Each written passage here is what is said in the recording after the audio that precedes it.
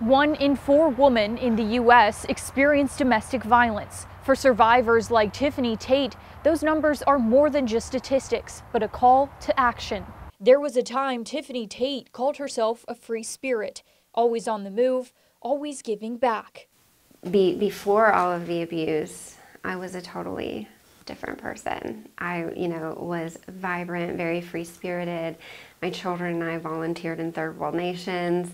I traveled the world without a second thought. But that life came to a halt because of abuse behind closed doors. And then after the abuse, I could barely leave my home. Today, she finds her voice again to push for something bigger than herself. People that have been through these circumstances, they need to have a clearer path forward judicially, where one did not exist for me, and somebody had to take the first step. Now, she's channeling everything she's learned into something new, working to build a nonprofit focused on education and prevention, specifically in first responder homes, where she says abuse often goes unseen. I'm in the very early and developmental stages of establishing a nonprofit organization.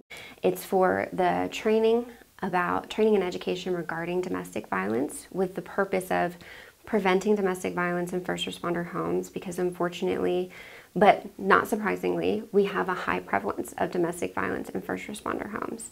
She's hoping her case can set a new standard and start a conversation across the state. So I think that winning this case is a major turning point for our community and for our state that sets a precedent and a standard that lets people know, hey, in our state, we're not going to tolerate domestic and intimate partner violence. Above all, Taitt wants survivors to know they aren't alone and they aren't powerless. You can do it.